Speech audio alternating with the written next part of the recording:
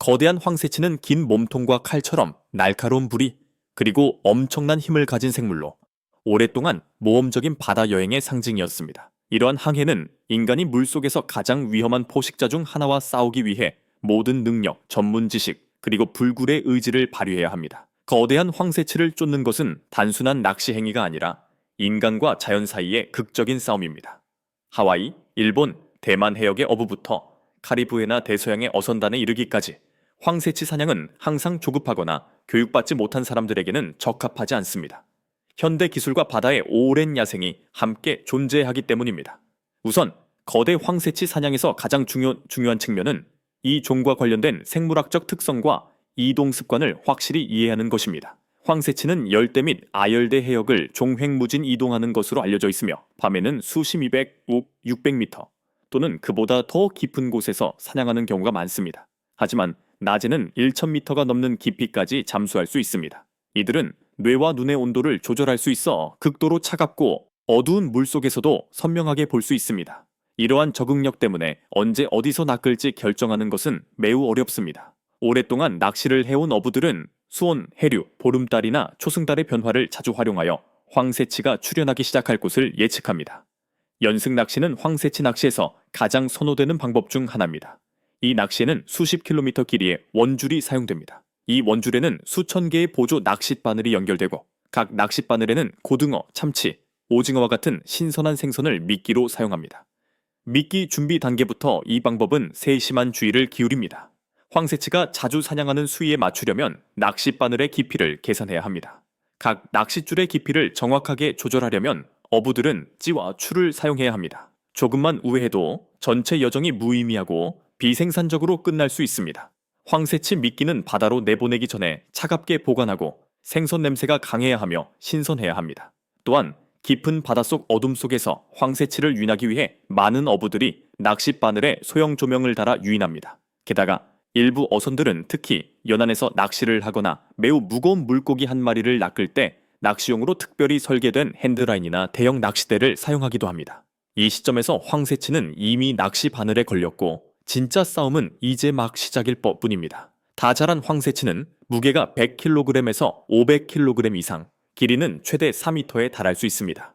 낚시 바늘에 걸리면 적대적인 태도를 취하며 칼끝으로 낚싯줄을 공격하고 탈출을 시도하며 격렬하게 몸부림치고 물 밖으로 뛰어올라 빠른 속도로 바닥으로 내려갑니다. 힘찬 도약, 공중에서 몸을 흔드는 물고기의 모습, 아침이나 일몰의 햇살에 흩날리는 물보라와 같은 순간들은 어부들이 평생 잊지 못할 순간들입니다. 칼치의 힘에 맞서려면 어부에게는 강한 체력이 필수적입니다. 낚싯대를 다루는데 필요한 지식을 습득하세요. 릴의 장력을 조절하여 줄이 끊어지거나 물고기가 빠지지 않도록 주의하세요. 황새치와의 싸움은 때때로 상당히 오래 지속될 수 있습니다. 낚싯대가 보트에 있는 지지대에 단단히 고정되어 있는지 확인하세요. 낚시꾼은 사람과 물고기 사이의 긴장감을 일정하게 유지하기 위해 맞춤형 벨트를 착용해야 합니다. 아주 짧은 순간의 부주의만으로도 물고기가 낚싯줄을 끊어 도망칠 수 있습니다. 낚싯대를 조작하는 사람과 배 위의 선원들 사이의 조화가 무엇보다 중요합니다. 한 사람이 낚싯대를 잡는 동안 다른 사람은 배의 방향을 조정하여 배의 균형을 유지하고 물고기가 잠재적으로 위험한 심해로 끌려가는 것을 방지해야 합니다. 또 다른 필수적인 능력은 수면을 관찰하여 물고기의 징후를 파악하는 능력입니다. 특이한 잔물결, 당황한 듯 보이는 작은 물고기떼, 그리고 수면에 희미하게 나타나는 줄무늬는 모두 황새치가 있을 가능성을 시사합니다. 수년간 바다새의 행동에 의존하는 어부들도 있습니다.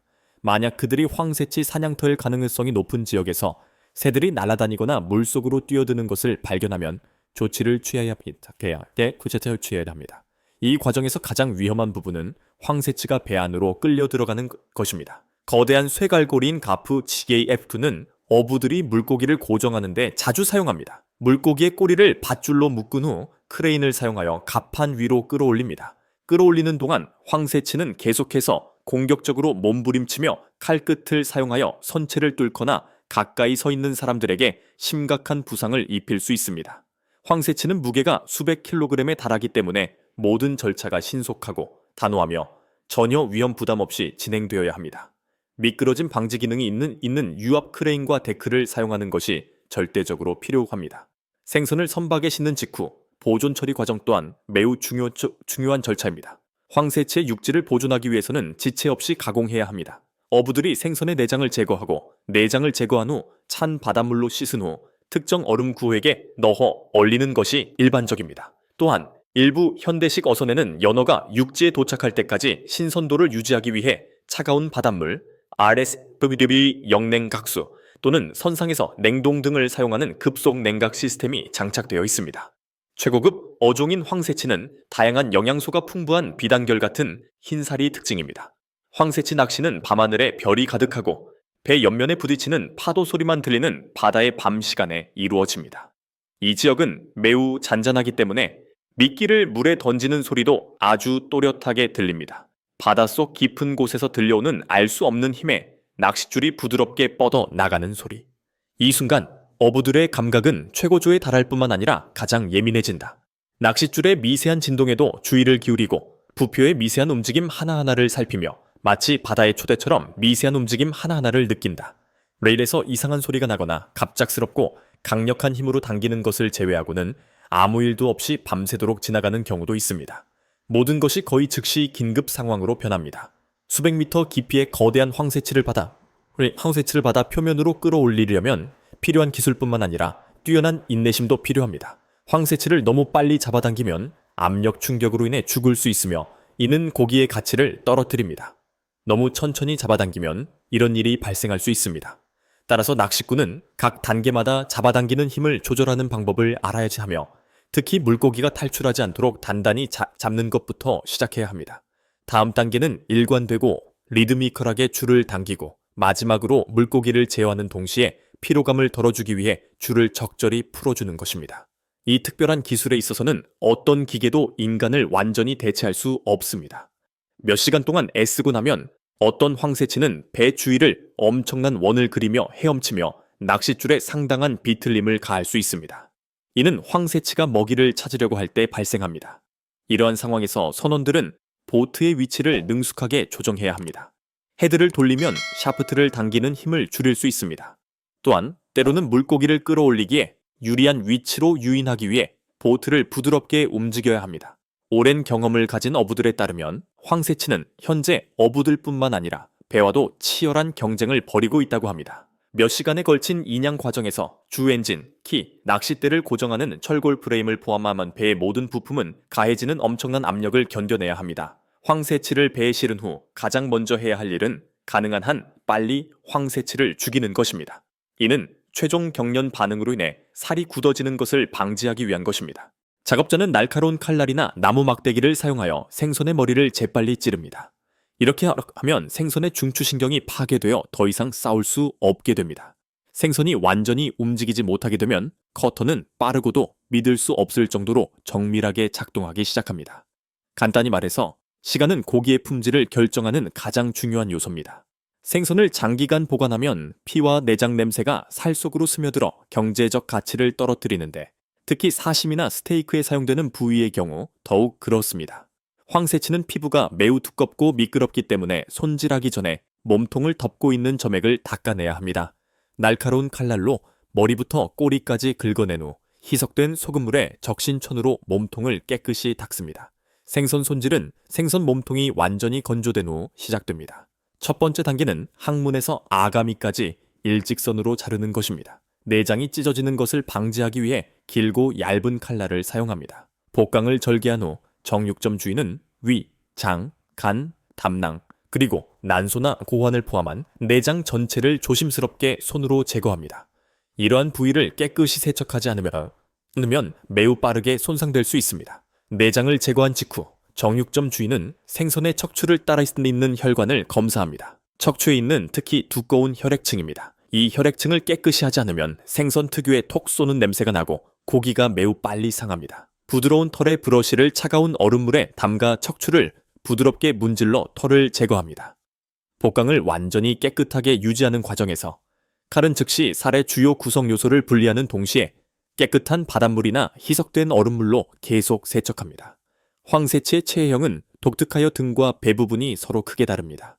일반적으로 단단하고 붉은색이나 짙은 분홍색을 띠는 뒷부분을 사용하여 구운 사시미나 스테이크를 만드는 것이 일반적입니다. 뱃살은 더 부드럽고 지방이 많기 때문에 일반적으로 브레이징이나 팬 프라이에 사용됩니다. 장인은 먼저 생선의 가슴 지느러미 가장자리를 따라 깊게 칼집을 내는 후 칼로 아가미 중간을 찔러줍니다. 이 과정이 완료되면 칼날이 척추를 따라 움직이면서 생선의 몸통 전체가 척추에서 분리됩니다. 칼이 잘못되면 육질 섬유가 손상되어 제품의 가치가 떨어지기 때문에 이 작업은 높은 수준의 정밀성을 요구합니다. 등을 자를 때는 칼이 머리부터 꼬리까지 길고 연속적인 선을 그려야 합니다. 이 선은 척추에 가깝게 직각하게 위치해야 하지만 척추에 닿아서는 안 됩니다. 생선의 강면을 자른 후에는 고기가 눌리는 것을 방지하기 위해 칼날을 날카롭게 갈아줍니다. 큰 황새치 한 마리는 살을 깔끔하게 자르고 섬유질이 찢어지는 것을 방지하기 위해 등에서 2조각, 배에서 2조각, 총 4조각의 거대한 필렛을 만들 수 있습니다. 각 필렛의 길이는 일반적으로 1m가 넘고 너비는 생선 크기에 따라 40cm입니다. 필렛 작업이 끝나면 장인이 칼을 사용하여 힘줄과 지방을 제거합니다. 황새치의 살은 가운데를 가로지르는 흰 힘줄층으로 나뉘어 있습니다. 이 힘줄이 분리되지 않으면 질감이 거칠어 먹기가 어렵습니다. 숙련된 전문가라면 손으로 힘줄의 위치를 직접 감지할 수도 있습니다. 다음 단계는 칼끝을 사용하여 살의 섬유질이 찢어지지 않도록 조심스럽게 꺼내는 것입니다. 황새치를 덮고 있는 지방층은 일반적으로 불투명한 흰색이며 껍질 가까이에 있습니다. 보관 후 고기를 그대로 두면 빠르게 상합니다. 이 과정이 끝나면 커터는 커다란 필렛을 블록이라고 불리는 더 작은 조각으로 자릅니다. 각 블록의 무게는 3kg에서 5kg이며 결을 따라 깎습니다. 이는 나중에 포장, 운송, 가공할 때 편리합니다. 아름답고 전체적으로 색이 고르며 혈흔이나 멍이 없는 고기 덩어리는 최고급으로 분류되게 하고 영하 35도에서 영하 50도 사이의 극저온에서 냉동됩니다. 장기간 품질을 유지함으로써 고기의 품질을 유지합니다. 고기에서 부러지거나 피가 나거나 이상한 냄새가 나는 부분은 제거되어 소시지, 피시볼, 수프 등 다른 용도로 사용됩니다. 황새치의 머리는 살뿐만 아니라 생선의 중요한 부위입니다. 황새치의 두개골은 돌처럼 단단하며 영양분이 풍부한 골수를 함유하고 있습니다. 이 골수를 끓여 육수를 만들기도 합니다. 길고 뾰족한 코 부분인 이 부분은 전시하거나 기념품으로 사용하기 전에 따로 잘라내어 깨끗이 닦고 윤을 내는 경우가 많습니다. 어떤 지역에서는 칼날 끝에 무늬를 새겨 독특한 공예품을 만들기도 합니다. 가죽, 꼬리, 지느러미를 사용하여 가죽 제품이나 동물 사료를 만드는 경우도 있습니다. 버려지는 부분이 하나도 없습니다. 황새치 손질 과정은 전 과정 동안 서늘한 환경에서 진행되어야 합니다. 주변 온도는 항상 섭씨 10도 미만, 이상적으로는 섭씨 0도에서 섭씨 4도 사이로 유지해야 합니다. 냉동 보관 시설에서 작업할 경우 작업자는 극한 환경에서 유연성을 유지하기 위해 방한복과 특수 장갑을 착용해야 합니다.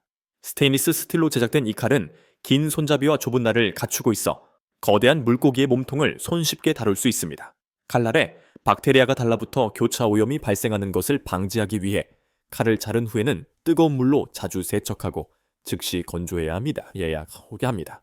날카로운 눈썰미가 필수적입니다. 고기의 색깔을 보면 얼마나 신선한지 알 수 있습니다. 생선에 수분이 많은지 없는지는 고기를 만져보면 알 수 있습니다. 어떤 사람들은 생선 냄새만으로도 상했는지 아닌지 판단할 수 있습니다. 이러한 능력은 하루 이틀 만에 습득할 수 없습니다. 오히려 수백, 수천 마리의 물고기를 낚아올리며 모든 동작, 실수, 그리고 손질 하나하나를 연마하고 손질이 끝난 커다란 물고기 앞에 긴 밤을 새워 서서 다듬는 과정을 통해 습득해야 합니다. 황새치 해부는 단순한 과정이 아니라 예술의 한 형태입니다. 외과의처럼 자신의 임무를 수행하기 위해서는 작업자는 꼼꼼하고 정확하며 빠르고 감정이 풍부해야 합니다. 칼날의 움직임 하나하나가 해양 생물들과 교감하는 순간입니다. 마치 말없이 이야기를 들려주는 듯합니다. 물고기는 더 이상 단순한 물고기가 아니라 해양 직업에 대한 엄청난 노력과 땀, 그리고 열정의 결과물인 가치와 자부심이 되는 과정입니다. 이 과정은 물고기가 맛있고 붉은 살덩거리를 통해 바다에서 육지로 옮겨지는 과정에서 이루어집니다.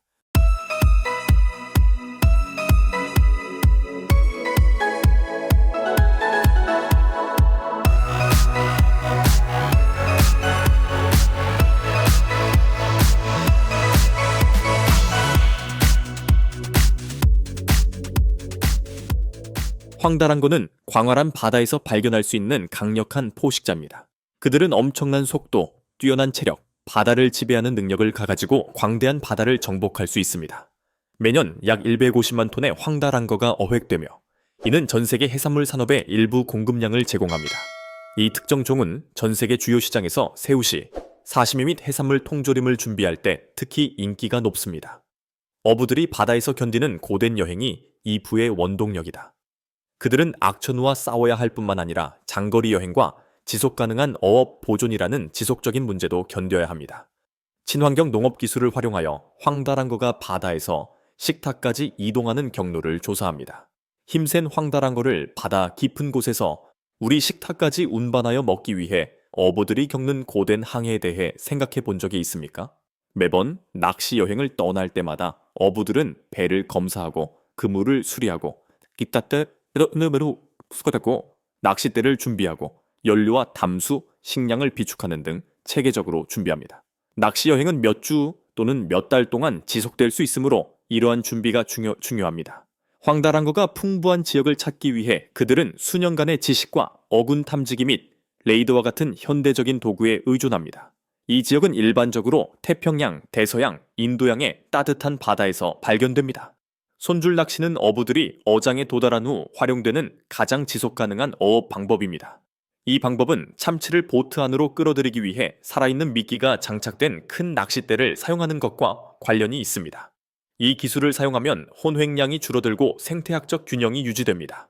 활용되는 또 다른 방법은 물고기를 모으기 위해 그물을 당기기 전에 참치대 전체를 둘러싸는 건창망 기법으로 알려져 있습니다. 이 기술을 사용하면 대규모 수확이 가능하지만 다른 해양 생물에 대한 피해를 방지하기 위해서는 세심한 모니터링이 필요합니다.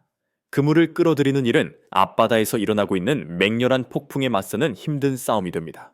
바람은 환한 비명처럼 울부짖고 으르렁거리는 파도는 배가 이리저리 흔들리는 동안 야생 괴물처럼 배 옆면에 부딪힌다. 어부는 하얀 비가 내리는 장막에도 불구하고 시야를 유지하기 위해 갑판을 최대한 가까이 붙잡아야 합니다. 바다의 잔혹한 손에서 잡은 것을 하나하나 빼앗기 위해 필사적으로 몸부림치면서 균형을 유지하면서 그들은 생존 기계의 고리처럼 서로 동기화되어 움직였습니다. 다음 단계에서는 참치를 얼음물에 담그거나 해수냉동 시스템에 저장하여 신속하게 냉각시킵니다. 이는 참치가 상하는 것을 방지하기 위해 온도를 화씨 39.2도 이하로 유지하기 위해 수행됩니다. 장기가 악화될 가능성을 줄이기 위해 일부 해양 선박에서는 선박에서 내부 장기를 제거하기도 합니다. 생선을 분류한 후 생선의 신선도를 보존하기 위해 즉시 보존 과정이 시작됩니다. 참치는 먼 바다에서 잡히면 대략 화씨 영하 40도의 냉동실에 보관됩니다. 그네 낚시에 활용하기 위해 얼음이나 찬 바닷물에 담가 보관합니다. 참치는 도착 시 최고의 신선도를 보장하기 위해 신선시장에서 판매될 경우 즉시 항공으로 운송됩니다. 생선이 양육된 후 두 번째 검사를 거쳐 신선도, 색상, 고기 질감이 시장 요구사항에 맞는지 평가됩니다. 품질이 더 좋다고 판단되는 수산물은 가공업체로 보내지고 품질이 낮은 수산물은 부가가치가 더 높은 다른 상품에 활용될 수 있습니다. 황달한거의 전처리를 시작하기 전 가공공장 직원들은 황달한거를 찬물로 조심스럽게 세척하여 오염물질을 제거합니다. 이는 작업자가 머리, 지느러미, 내장 제거 및 내부 장기 적출을 진행하기 전에 수행됩니다. 다른 용도로 사용하기 위해 내장을 분리하는 것이 가능하며 생선의 몸체는 신선도를 유지하고 보다 효율적으로 보관하기 위해 가벼운 바닷물 용액으로 한 번 더 세척됩니다. 신선한 수출을 위해 깨끗한 신선도를 유지하기 위해 최고 등급의 참치를 특수칼을 사용하여 정밀하게 살을 발라 진공 밀봉하고 개별 급속 냉동 기술을 의미하는 IQF를 사용하여 화씨 영하 40도 정도에서 급속 냉동합니다. 급속 냉동하여 화씨 영하 18도 이하의 온도에서 냉장 보관하기 전에 냉동 참치는 완전한 형태로 보관하거나 얇게 썰거나 여러 부분으로 잘게 썰어서 보관할 수 있습니다. 통조림에 사용되는 생선의 경우 가공의 첫 번째 단계는 고온에서 찌는 것입니다. 이는 보존제를 사용하지 않고도 생선의 자연적인 맛을 보존하는 데 도움이 됩니다. 찜 과정을 마친 생선은 질감을 보존하기 위해 빠르게 냉각됩니다. 생선을 균일한 조각으로 잘게 썬 후 작업자는 생선에서 껍질과 뼈를 제거합니다. 캔에 넣기 전에 이러한 조각은 품질 기준에 따라 분류됩니다. 또한 제품 라인의 요구사항에 따라 식물성 기름, 소스 또는 소금물과 같은 물질이 캔에 포함될 수 있습니다. 마지막으로 식품의 안전성을 보장하기 위해 캔을 밀봉하고 멸균 처리한 후 품질 관리 검사를 거쳐 포장됩니다. 냉장 보관은 표준을 준수하는 제품을 보관하는 데 사용됩니다. 이러한 제품은 전체 정보가 표시된 라벨이 붙은 상자에 깔끔하게 포장되어 있습니다. 그들은 전 세계 슈퍼마켓, 식료품점, 레스토랑으로 항해를 떠나며 이곳에서 가족을 위한 저녁 식사부터 값비싼 레스토랑에서 제공되는 고급 요리에 이르기까지 수백만 가지의 식사를 제공합니다. 게다가 인상적인 크기와 힘으로 인해 종종 괴물 참치라고 불리는 황달한거가 해산물 산업에서 가장 귀중한 생선 중 하나라는 것을 알고 계십니까? 황달한거를 어획하고 가공하는 방법에 많은 관심이 집중되고 있지만 아직 잘 알려지지 않은 황달한거 양식의 흥미로운 측면도 많이 있습니다. 예를 들어 양식업에 대한 관심이 높아지고 있음에도 불구하고 황달한거를 포획하여 양식하는 것은 현대 양식업에서 가장 어려운 사업 중 하나로 남아 있습니다. 한 가지 주요 과제는 황달한거가 완전히 가축화되지 않았다는 사실입니다. 수십 년 동안 사육되어 온 연어와 같은 다른 종과 달리 황달한거는 여전히 양식 목적으로 야생에서 새끼를 포획해야 합니다. 결과적으로 이는 지속 가능성과 장기적인 생존 가능성에 대한 의문을 제기합니다. 또한 빠른 수영 속도, 큰 크기 및 이동 본능으로 인해 매우 큰 인클로저와 신중하게 제어되는 환경 조건이 필요하므로 참치 양식은 비용이 많이 들고 기술적으로 복잡합니다. 더욱이 참치 양식이 환경에 미치는 영향은 더욱 주목받아야 할 분야이다. 참치는 단백질이 풍부한 식단을 필요로 하기 때문에 다른 자연산 생선으로 만든 어분을 먹이는 경우가 많습니다. 이러한 의존성은 해양 생태계에 압력을 가하고 생태학적 우려를 불러일으킵니다. 그러나 연구원들과 기업들은 이제 참치 양식을 더욱 지속 가능하게 만들기 위해 식물성 단백질, 곤충 유래 사료와 같은 대체 사료 공급원을 탐색하고 있습니다. 동시에 기술 발전으로 참치 고기의 가공 및 보존이 크게 향상되었습니다. 일단 수확된 참치는 최대 신선도를 유지하기 위해 얼음물에 담그거나 개별, 급속 냉동, IQF과 같은 방법을 사용하여 화씨 영하 40도에서 즉시 냉각됩니다. 이러한 기술은 참치 본연의 맛, 질감, 색상을 유지하는 데 도움을 주어 초밥, 회 등 프리미엄 시장에 적합합니다. 또한 자동화된 필레팅 및 진공 밀봉은 모든 생산 단계에서 위생과 일관성을 보장합니다. 더욱이 지속 가능한 해산물에 대한 소비자 수요가 증가함에 따라 업계는 추적성 시스템에 투자하게 되었습니다. 이 시스템은 바다에서 식탁까지 각 물고기를 추적하여 투명성을 제공하고 소비자에게 신뢰를 구축합니다. MSC 해양관리협의회 인증과 같은 인증은 참치가 책임감 있게 조달되었는지 확인하고 환경 및 윤리적 위험을 최소화하는 데 도움이 됩니다. 추적성에 대한 이러한 강조는 구매자를 안심시킬 뿐만 아니라 보다 책임감 있는 어업 관행을 장려합니다. 마찬가지로 중요한 것은 황달한거가 전 세계 해안 지역 사회에서 수행하는 사회 경제적 역할입니다. 동남아시아, 태평양 제도, 라틴 아메리카 등의 지역에서 참치 어업은 단순한 수입원이 아닌 여러 세대에 걸쳐 전해 내려오는 문화적 전통입니다. 이는 어부와 공장 노동자부터 운송업자와 요리사에 이르기까지 전체 경제를 지원하여 식량 안보와 고용에 크게 기여합니다.